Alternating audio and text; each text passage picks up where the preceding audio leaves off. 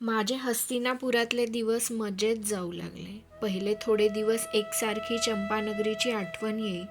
पुढं पुढं तीही काही कारण घडल्याशिवाय येईनाशी झाली.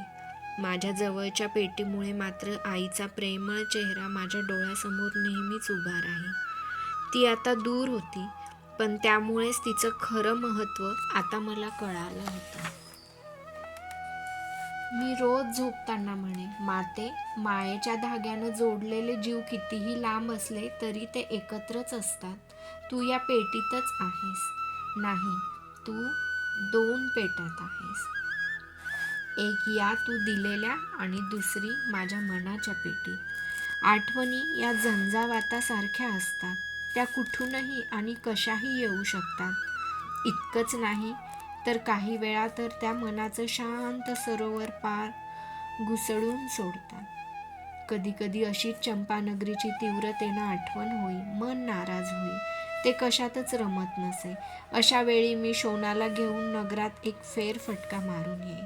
त्यामुळे आलेला सगळा शीण नाहीसा होई. बऱ्याच वेळा असा फेरफटका मारल्यामुळे सगळं नगर आम्हाला आता चिरपरिचयाचं झालं होतं. कुठले मार्ग कुठे जातात, कोणत्या देवतेचं मंदिर कुठे आहे, कुठं तलाव आहे, कुठं अश्वशाला आहे, कुठं धान्यागार आहेत, कुठं शस्त्रागार आहेत, हे आम्हाला आता पाठ झालं होतं.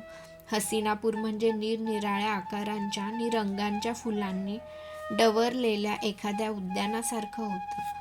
किती प्रकारची माणसं या नगरात राहत होती. गायक, नर्तक, योद्धे, व्यापारी, कृषीजन, कलाकार, पंडित, शिवाय चर्मकार, लोहकार, उपलेपक, कुंभकार, महार असे 18 पगड कष्टकरी सुद्धा इथं होते. केव्हाही गेलं तरी नगर गजबजलेलं दिसे. हे सगळं नगर पाहताना मला कधीच कंटाळा आला नाही. काही काही वेळा तरी वाटे की युद्धशालेत जायचं सोडून नगरातच फिरायला जावं. पण ते कधीच शक्य नव्हतं, कारण मी इथं फिरायला आलो नव्हतो, शिकायला आलो होतो. हस्तिनापुरातला माझा कार्यक्रम ठरल्यासारखा होता. मी रोज भल्या पहाटे उठत असे. नियमांचं गंगेच्या किनाऱ्यावर जात असे. कुणाचंही त्रास नको म्हणून कधीच घाटावर जात नसे. दुसरी एक छान निवांत अशी जागा मी माझ्यासाठी निवडली होती. तिथं कुणीच येण्याची शक्यता नव्हती. तिथं जाऊन मी मनसोक्त डुंबत असे. कधी कंबरभर पाण्यात येऊन उभा राही. माझ्या पायांना लहान लहान मासे येऊन लुचत, पण मला माहीत होतं की त्यांना त्यापासून काहीच खायला मिळणार नव्हतं. माझ्या अभेद्य कातडीला चावून चावून ते कंटाळत आणि शेवटी निघून जात. पुढं पुढं तर ते माझ्या आसपास फिरकेनात. माझे पाय म्हणजे पाण्यातील 2 नित्याचे खडकच आहेत, असा त्यांनी समज करून घेतला असावा.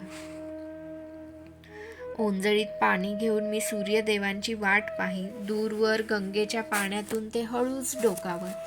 त्यांच्या किरणांनी तिच्या असंख्य चिमुकल्या लहरी डोक्यावर सोनेरी वस्त्र घेऊन नाचताहेत असं वाटे. मध्येच एखादा कारंडव पक्षी आम्हा दोघांमध्ये फेऱ्या घाली. त्याच्या इकडे तिकडे फिरण्यानं त्या तेजाची तेवढी जागा दिसायची बंद होई.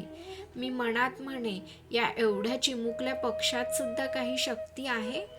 आपल्या अस्तित्वानं ते सूर्यबिंबाला सुद्धा झाकू पाहतो आहे.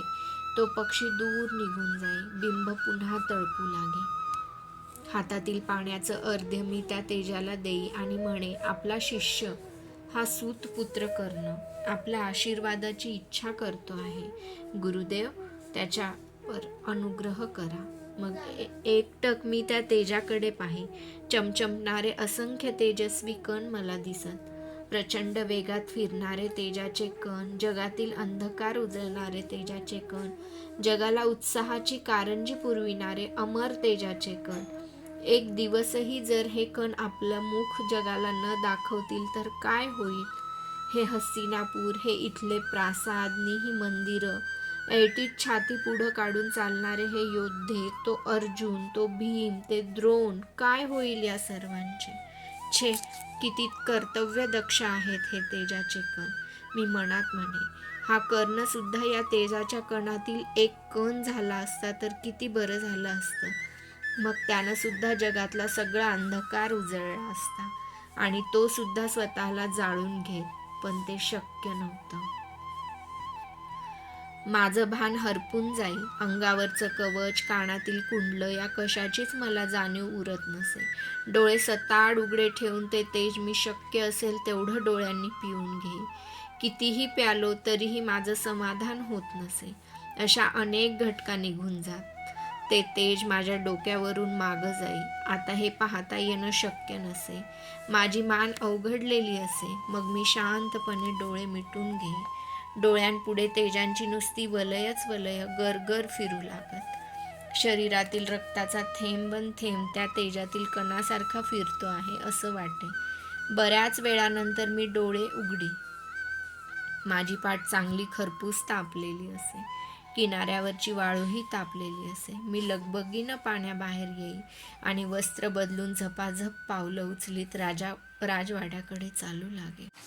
राजवाड्यावर येताच युद्धशालेत घालण्याची वस्त्र अंगावर चढवून मी शोणाला घेऊन युद्धशालेकडे जाई. तिथं आमचा सगळा दिवस निरनिराळी शस्त्र हाताळण्यात जात असे. कधी मंडलं घेत गदा फिरवावी, कधी खडगांचे हात करावे, कधी शूल फेकावे. जे जे शस्त्र हाताला लागेल ते ते सफाईदारपणे चालविल्याशिवाय माझं कधीच समाधान होत नसे. विशेषतः धनुष्याच्या सरावासाठी तर मी घटकान घटका घालविल्या होत्या. कारण कोणतीही विद्या ही एखाद्या रोपासारखी असते.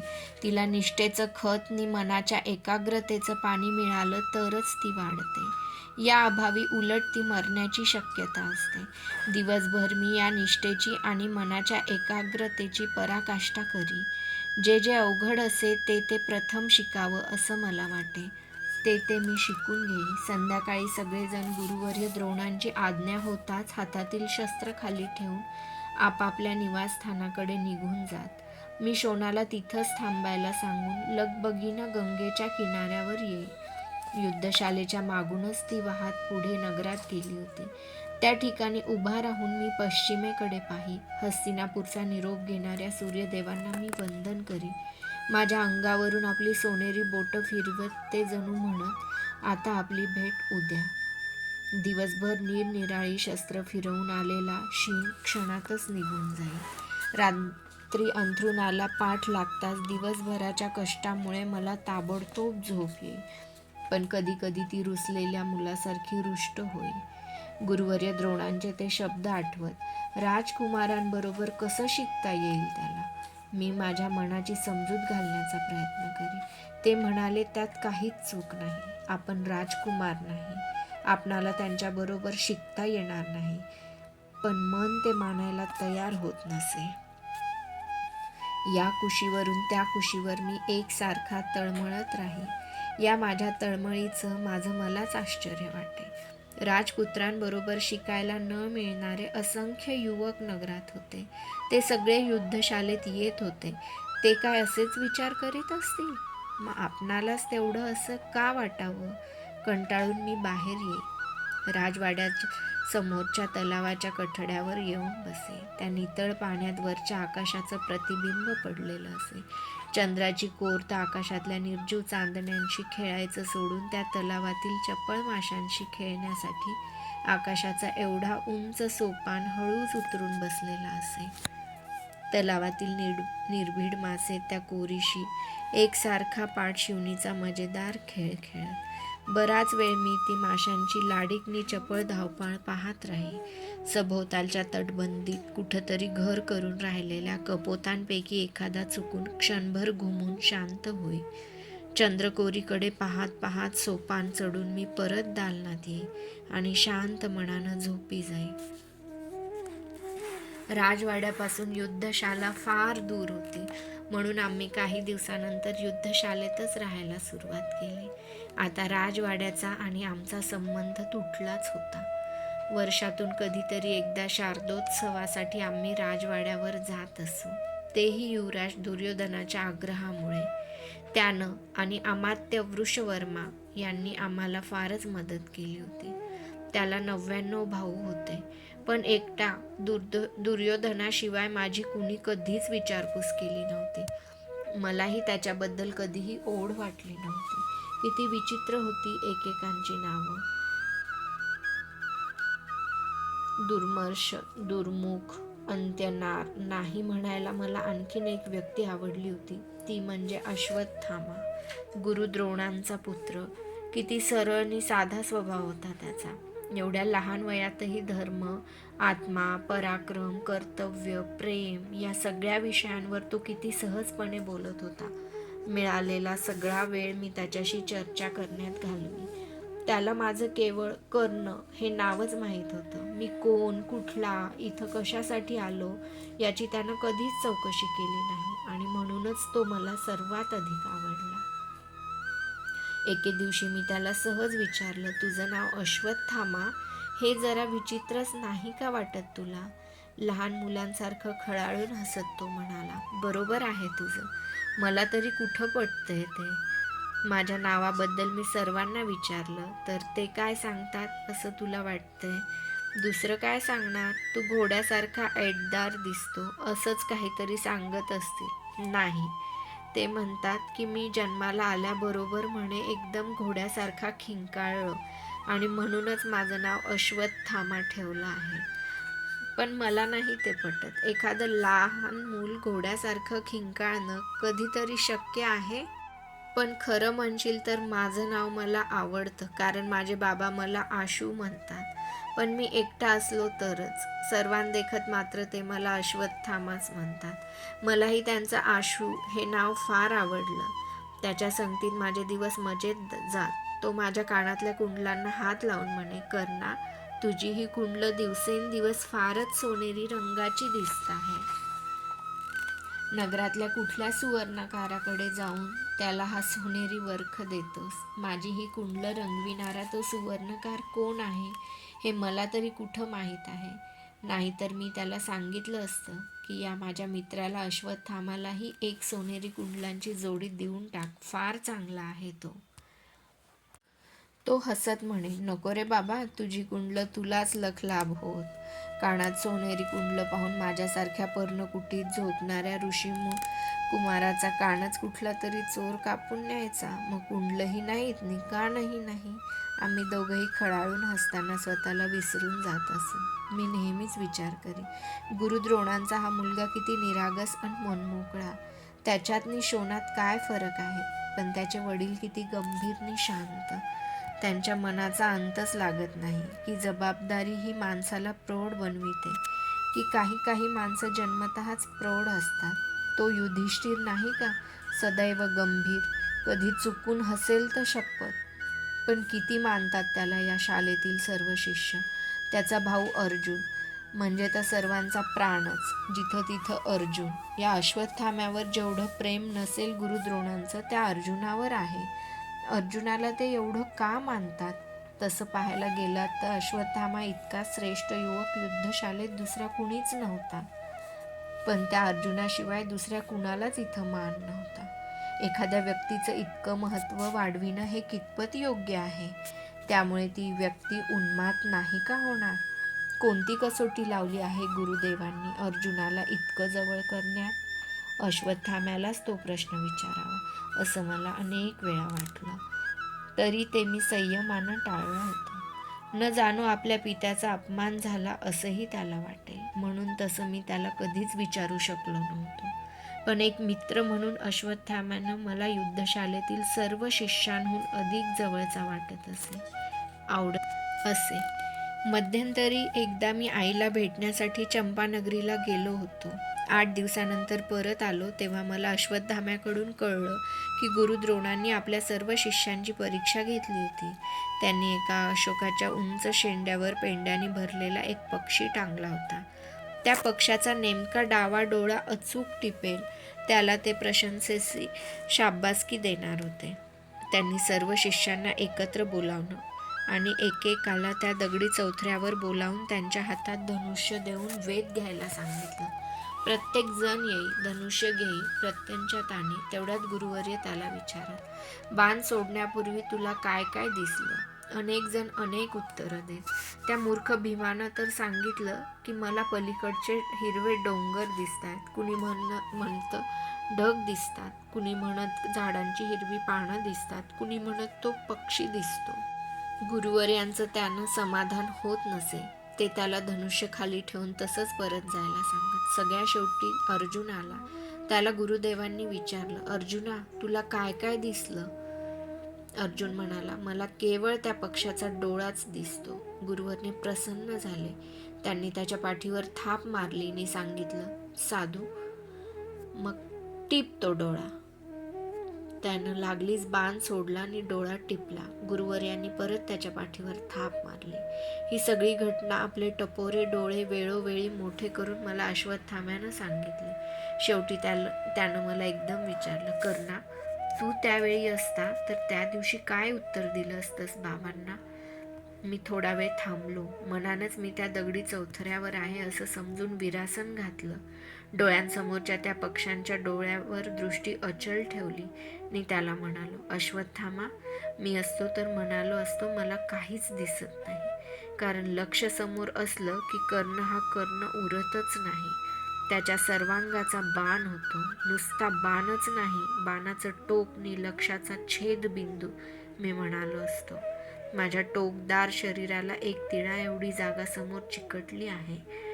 माझ्या त्या उत्तरानं आनंदित होऊन अश्वत्थाम्यानं मला मिठीच मारली. तो म्हणाला, कर्णा, तू सर्वात श्रेष्ठ धनुर्धर होशील. त्याच्या मिठीतून स्वतःला सोडवून घेत मी मनाशी ठरवीत होतो, ज्या राजकुमार अर्जुनाला त्या पक्षाचा डोळा फोडल्याबद्दल गुरुवर्यांनी एवढी शाबासकी दिली होती, तोच लक्षवेध आज मी करीन. तसा केला तर मग कधीतरी का होईना गुरुद्रोण मलाही जवळ घेतील, माझीही पाठ थोपटतील. त्या दिवशी संध्याकाळी मी नगरात आलो. एक पेंडा भरणाऱ्या माणसाकडून एक पेंडा भरलेला पक्षी घेतला आणि परत आलो. रात्री सगळीकडे सामसूम होता. शोणाला जाग केलं. तो आणि मी आमच्या दालनाबाहेर आलो. माझ्या हातात तो पक्षी होता. सगळी युद्धशाला शांत होती. दिवसभर शस्त्रांच्या खणखणाटांनी हादरणारी ती जागा आता निशब्द होती. जागोजागी इंगुतीचे पलिते त्या भव्य अशा पटांगणाला धीर देत पेटत होते. त्यातला एक पलिता मी हातात घेतला आणि मधल्या धनुर्वेदाच्या दगडी चौथऱ्यावर चढलो.